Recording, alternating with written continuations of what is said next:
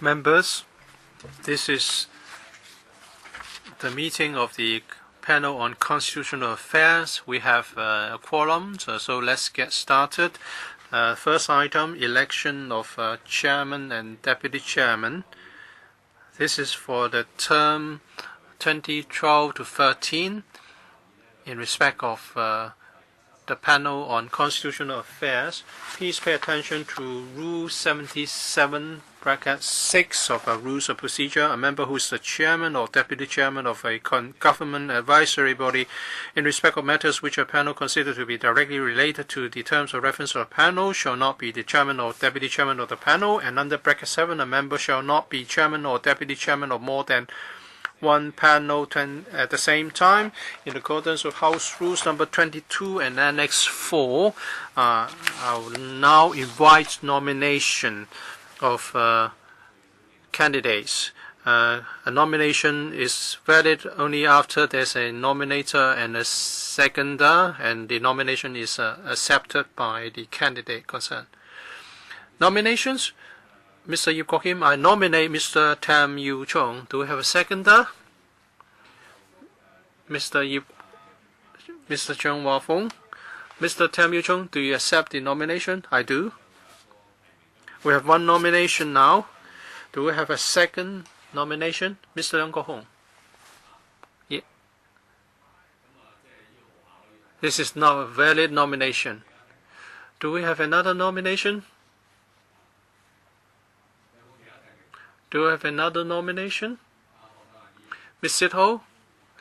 Ms. Sabidi Lau?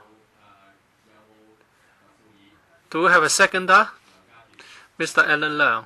Do you accept the nomination, Ms. Sabidi Lau? Accepted. Do we have other nominations? Well, if there's no other nomination, since we have two nominations, we're going to conduct a secret ballot. Ask the staff to give you a ballot paper and also a chalk with the tick sign. The candidates will be given a number in accordance with the order of nomination received. So please fix the chalk to the number beside the name of the number assigned for the candidate. So number 1 is Mr. Tam Yiu-chung. Number 2 is Ms. Sabidi Lau. And the numbers are also shown on the screen.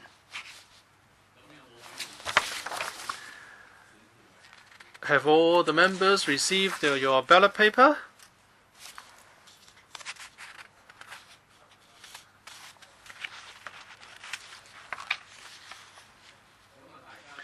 And please remember that only panel members can cast a vote on this.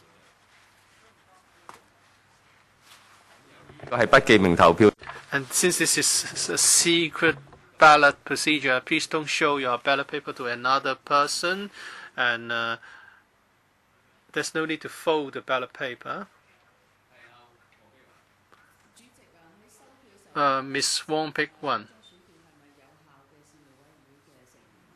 Please verify whether the ballot is cast by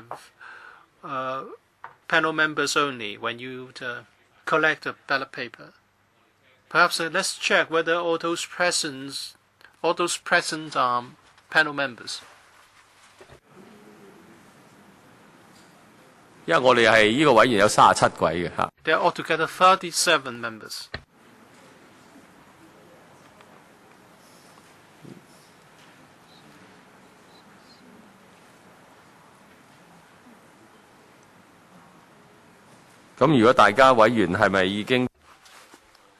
Members, have you all filled in your ballot paper? Let's confirm this first.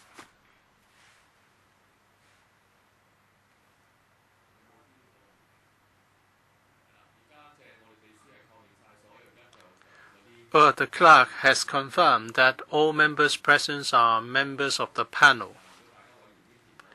If you have completed your ballot, I now announce that the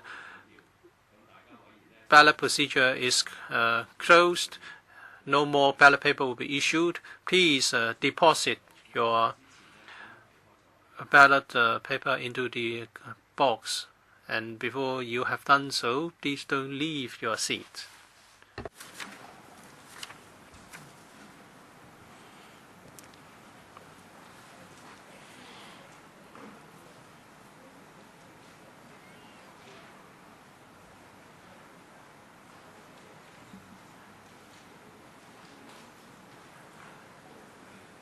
等間監察選票就喺呢度，喺邊個位置？喺個位啦嚇嚇。係啦係啦。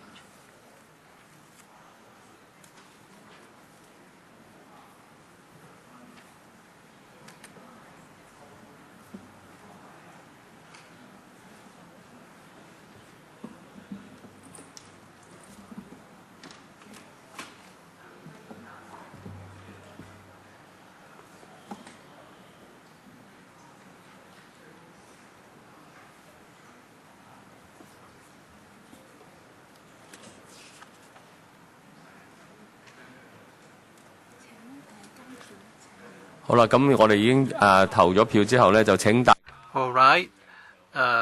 Please, Mr. Yiu-chung and Mrs. Ho, please come forward to monitor the counting.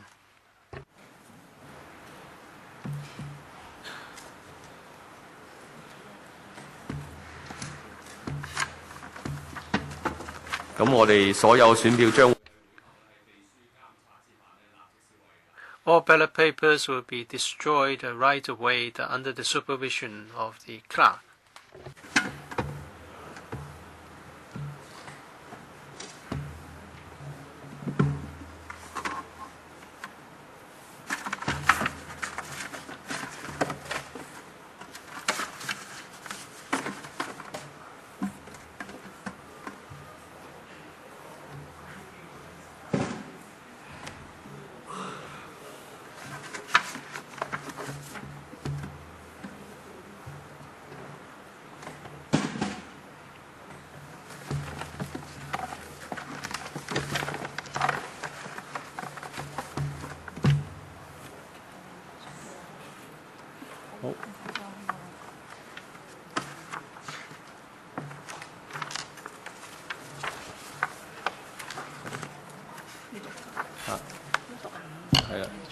係啊，要讀一聲㗎。1號 Number 1.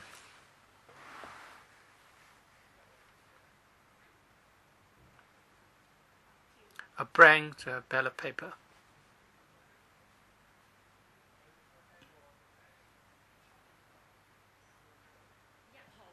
Number 1.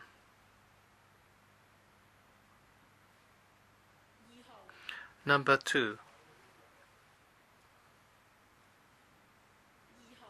Number 2. Number 2. Number 1.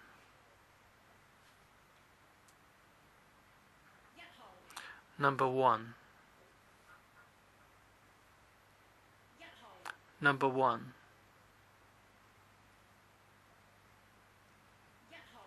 Number 1. Number 1. Number 1. Number 1.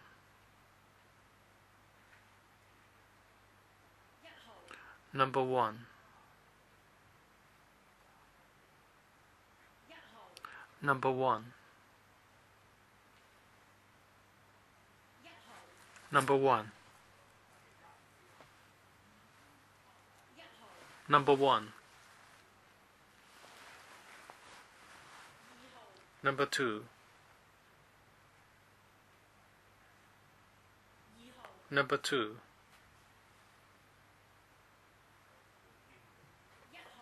Number 1.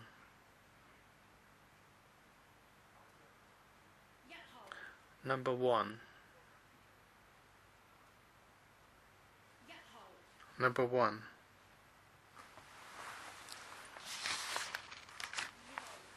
Number 2. Number 2.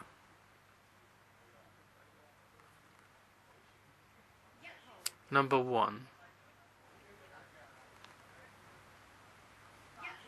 Number 1. Number 2. Number 2.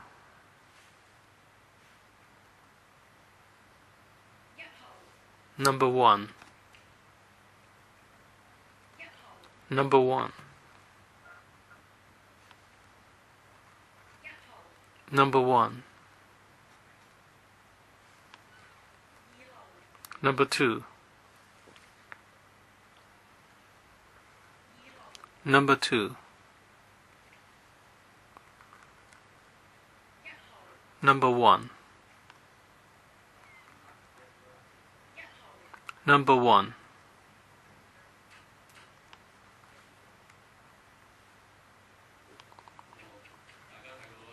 As you can see, and I think the two monitors also agree, let's count.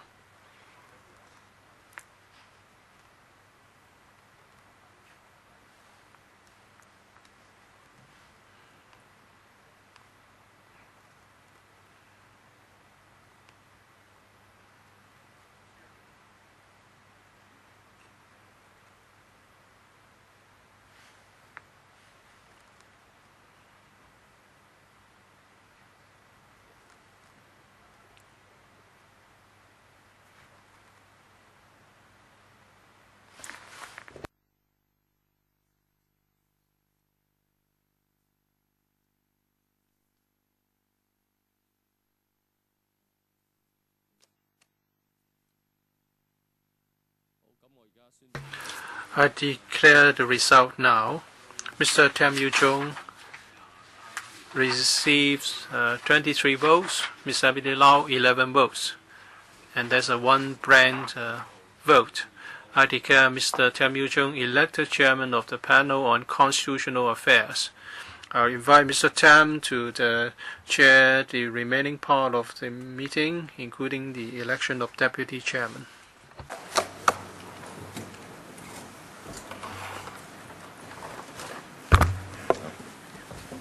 好，我哋跟邊張？跟住副主席阿信，你有冇睇？提名有冇睇？好多謝各Thank you, members. We now proceed to the election of deputy chairman.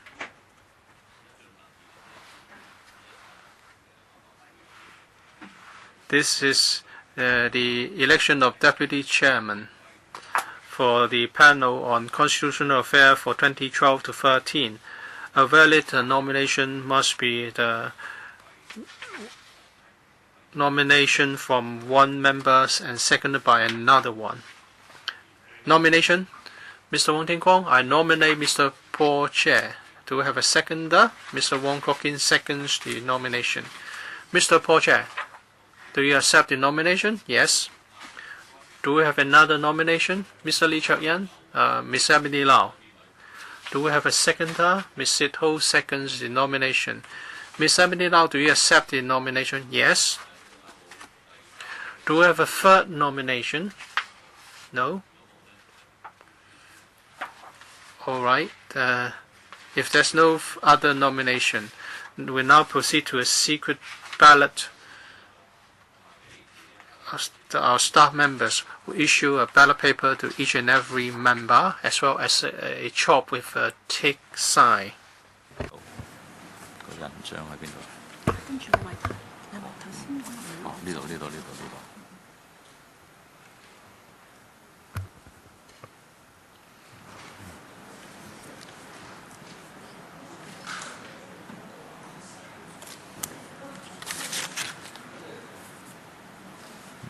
提一提大家咧，選票上邊。A reminder for member Number 1 on the ballot paper means Mr. Paul Jia. Number 2 means Emily Lau.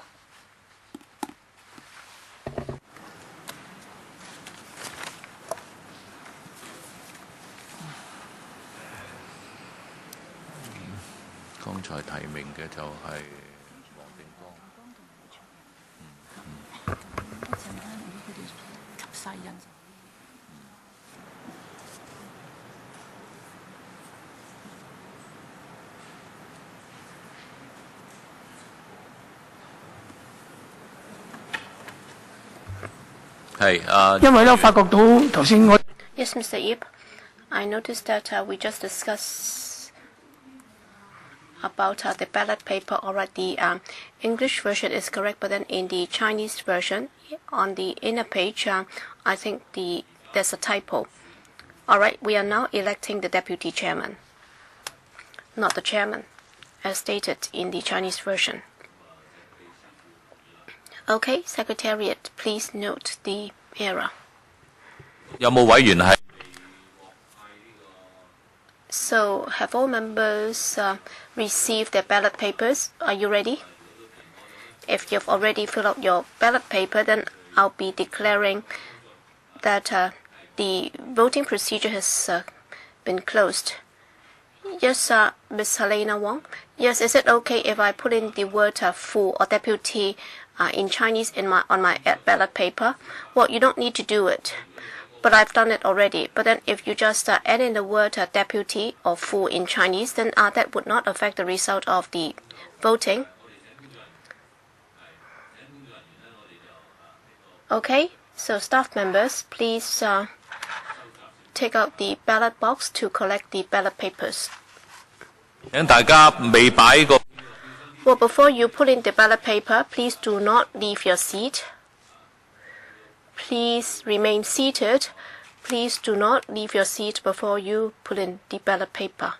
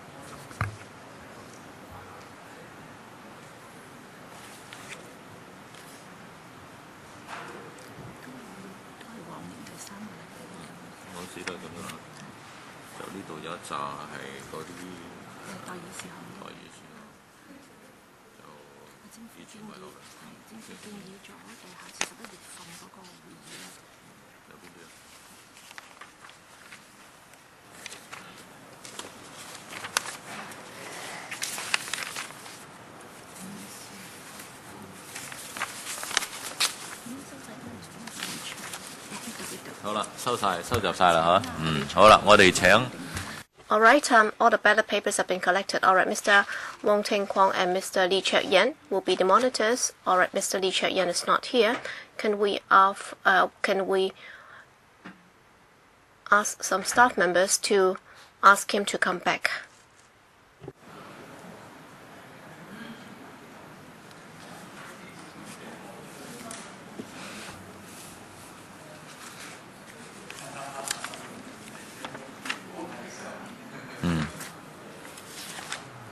All right, Mr. Lee Cheuk Yen, please assist in monitoring the counting of votes.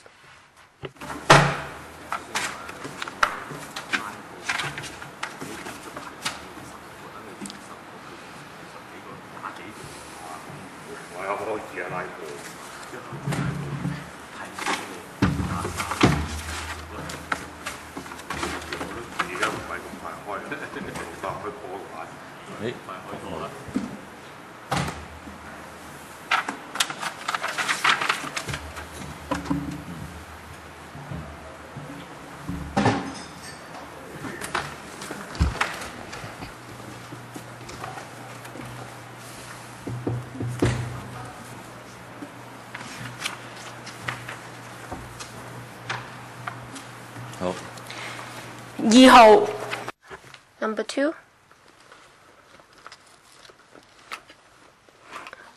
Number 2. Number 1.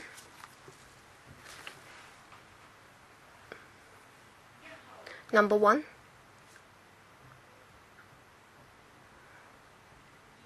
Number 2. Number 1. Number 1. Number 2. Number 1. Number 1. Number 1. Number 1. Number 2. Number 1. Number 1. Number 1. Number 2.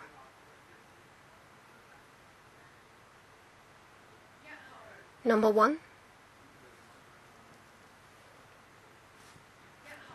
Number 1. Number 1. Number 2. Number 2. Number 2. Number 1. Number 1.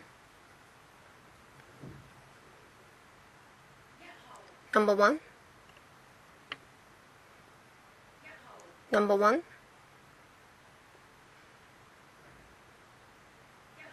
Number 1.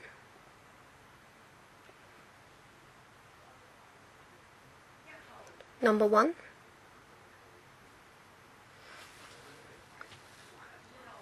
Number 2.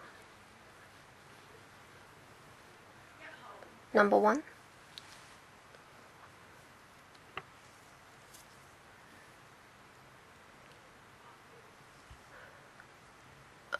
Invalid paper. Number 1. Number 1.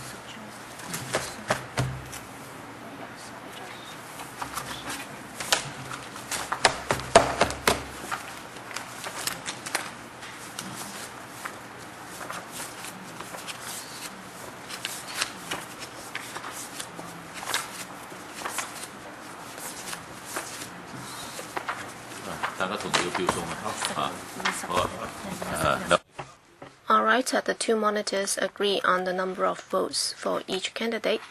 So the result is out. Mr. Paul Chair gets 23 votes and Ms. Emily Lau 10 votes. So Mr. Paul Chair has been elected the Deputy Chairman of the Constitutional Affairs Panel. We do have a blank vote. It's an invalid vote. Yes, Mr. Paul Chair, would you like to take your seat here? No? Okay, next. Item 3 on the agenda.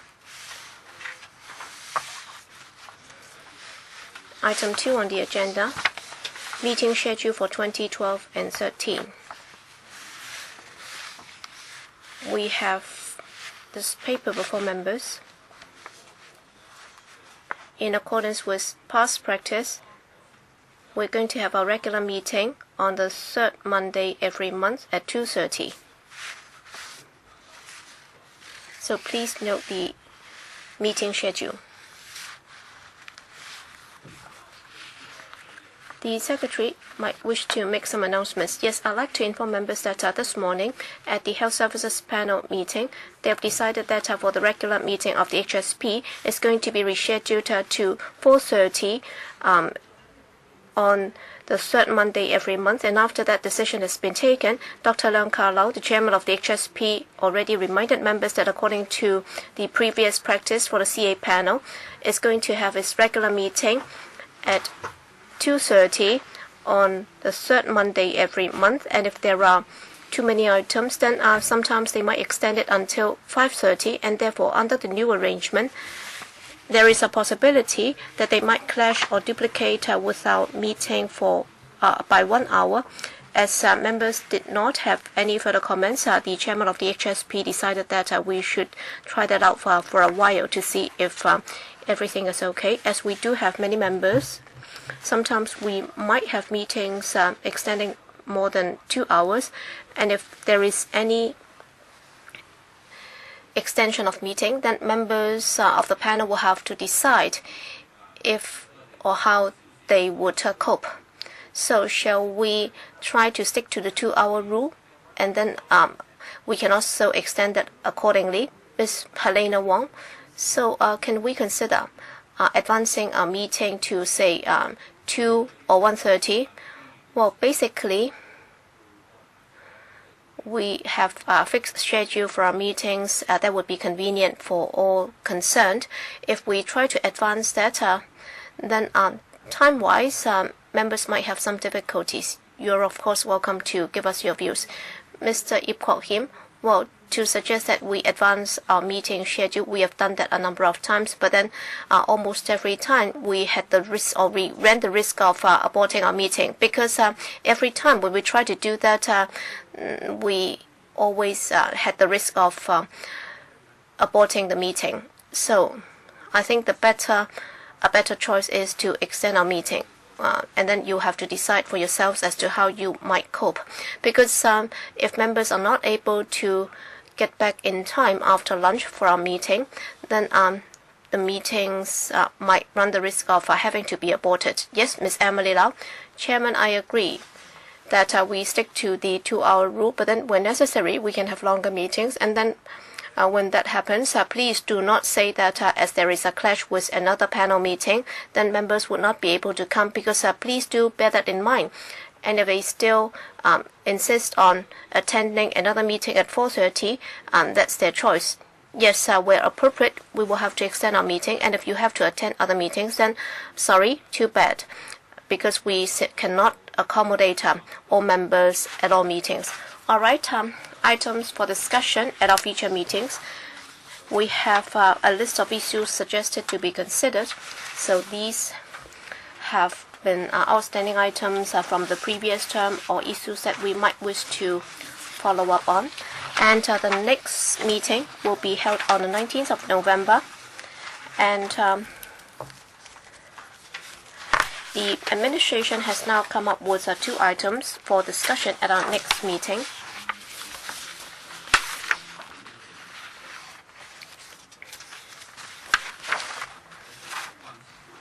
So, consultation on stocking, and also major issues on constitutional affairs.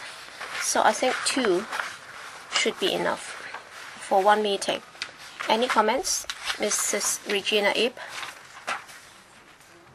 Chairman, I'd like to raise or propose one item for discussion, not necessarily at the next meeting. It's been discussed in the past. It's about the remuneration package for district councillors. In particular, my party has been losing many hopefuls, and well, for district councillors, they are only receiving $24,000, but then the workload is very heavy, and as a result, we have been like a training camp for aspirants for the administration, and therefore I think the pay for district councillors is far too low. We will have to review that. Mr. Ip Kwok Him.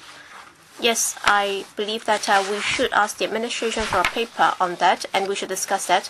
I also hope that the administration could also include this item. That is with regard to the 18 district councils.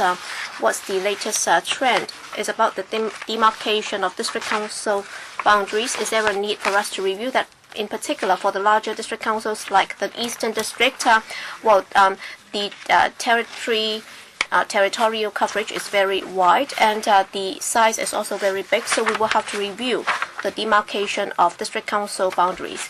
Yes, both are related to district council. Number one is about the demarcation of boundaries, and number two is about the remuneration package. So both are related. Mr. Chen Chi-chun, is it a related subject? No? All right, you have to queue up. Ms. Sito, yes, thank you, Chairman. Well, for human rights, often at time we will have to give way to a constitutional reform.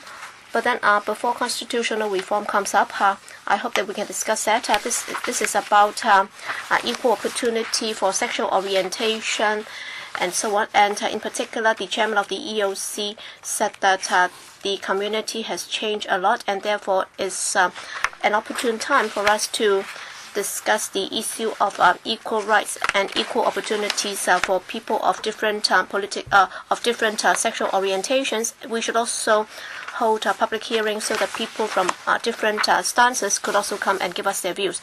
Ms. Emily Lau, 2 items. On page 4 is about the Convention on Disabilities Rights, and in 2009 the UN already issued its report, and I think some deputations also would like to talk to us, because on that occasion we had a 30-member delegation going there, and therefore we should discuss that. It's about the implementation and review of the discrimination law. And another issue is about the declaration of interest by principal officials. Chairman, you might have noticed that with regard to the declaration of interest by the chief executive, I think there was some problems. So I'd like the administration to explain to us why we have had such a situation. I'm sure the community is very concerned about this.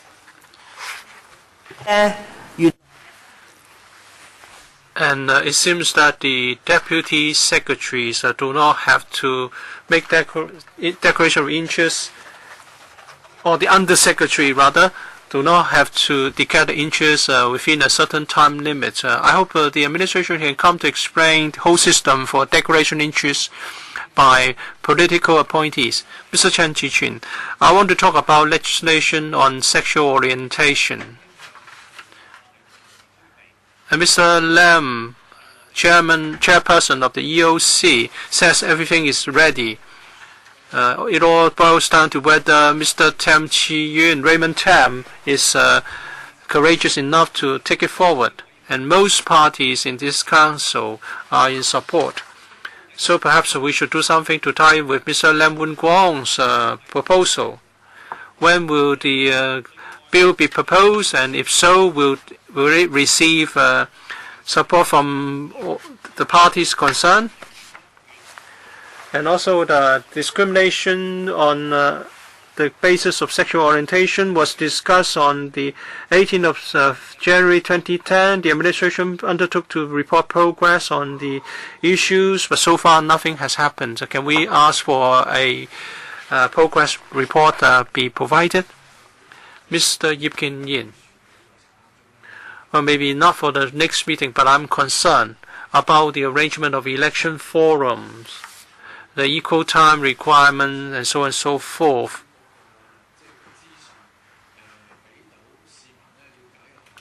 Such requirements would mean that very limited information is provided to the general public through such forums.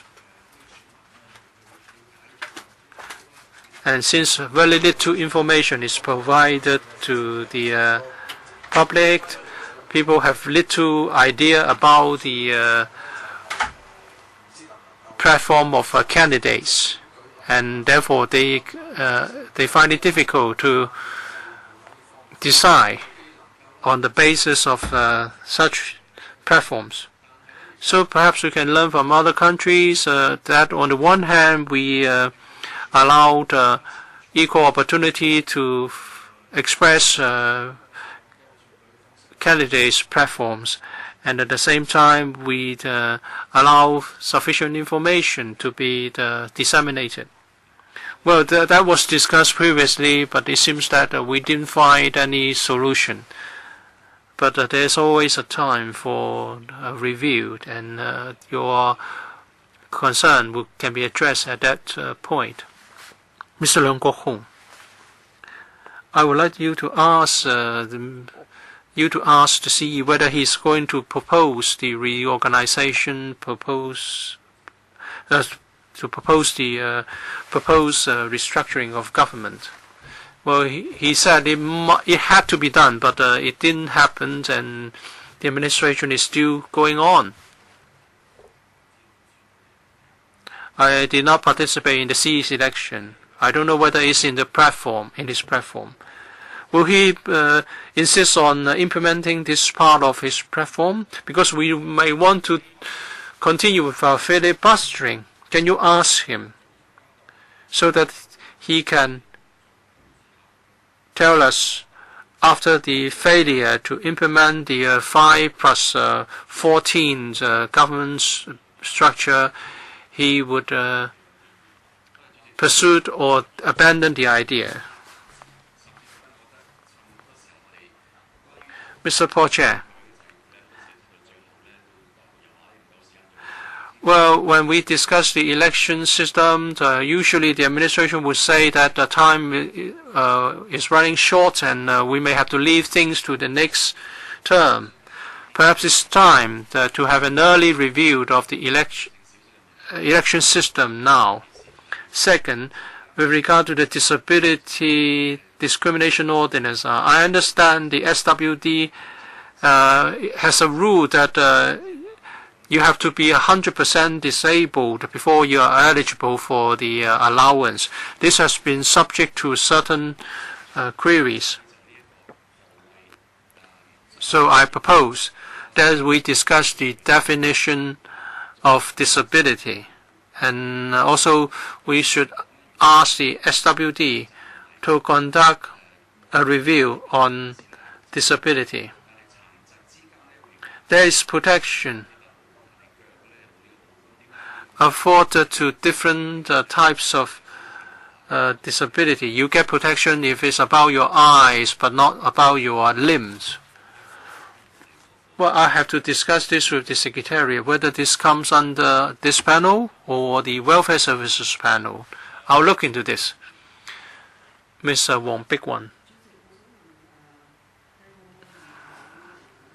Chairman, I would like to propose 2 items for future meetings. First, vote rigging in elections. Second,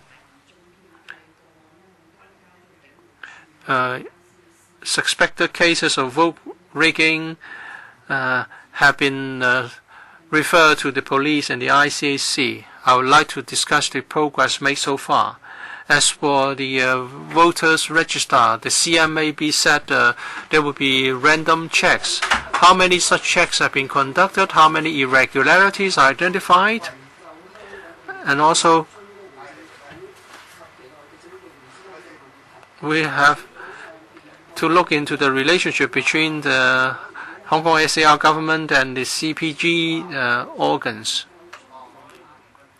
Can we ask our Secretariat to look into the roles and activities carried out by the liaison office and its related organizations in the various elections, including the CE election, the district council elections, and the electoral elections? What kind of roles do they play in such elections? And if they have certain role at all, would it go against the Basic Law or the Sino-British Joint Declaration? Dr. Kenneth Chan, I hope members will pay attention to the way public consultation is conducted? Have there been problems, and should there be reviewed? Some past public consultation exercises have been proved to be ineffective. So let's look into this to improve governance. Second, the public's right to know. There are two items, but with low priorities. For example, archival management and freedom of the press. Let's give it a push so that the panel can conduct in-depth discussion on these issues. A photographer has been charged recently, so it's a matter of concern to the public. And some officials pay visits without telling us. For example, paying visits to Beijing by some politically appointed officials. So I hope the administration can tell us how transparency can be enhanced. And when officials pay a visit to the mainland, how can we enhance the accountability and transparency of such arrangements? Ms. Priscilla Low, with regard to election platforms, well, I echo the views of Mr. Yiu-chung. We should review the rules. Well, many people find this rather unacceptable or nuisance. We hope we can do something to improve the election culture. And there are also a series of questions concerning the voters' registers. Actually, at the end of the last term, we raised similar points. After the new requirement was announced and implemented, it said that some 200,000 odd voters have been disqualified. And even among my colleagues in the university, there have been cases of disqualification. So some of the voters are disqualified without justifications, and they only knew about the disqualification when they received the notification. We are against vote rigging or any behavior that is against the law. But for law-abiding citizens who have been enjoying the voting right over more than 10 years, and they are disqualified all of a sudden because they failed to respond to the inquiries. I don't think this should happen. We should review the system so that more people can enjoy their right or preserve their right to vote. And many Hong Kong people work on the mainland on a prolonged basis, but they come back very frequently. At present, we need to clarify with the administration an important question. The administration has failed to provide any clarification, because you can have your voting right disqualified because of your failure to respond to the inquiries sent to you. Well, we should have adjourned by now because of the time limit. But if members don't object, I'll extend the meeting a bit. Mr. Chan Ji-chun has raised his hand. After he has spoken, I'll have to conclude and adjourn the meeting. I want to raise a question about the voters' register being prepared in an inappropriate manner, because sometimes we receive complaints that their information has been included in the wrong list sent to candidates. Maybe there's been a mix-up. All right, members have raised many issues of concern. I would discuss the matters with the Secretariat and the bureaus, and then we can set some priorities. And for some issues, we may want to group some of them together into consolidated items, and then we can take them up in our future meetings. If there's nothing else to raise and there's no AOB item, meetings is adjourned now. Thank you.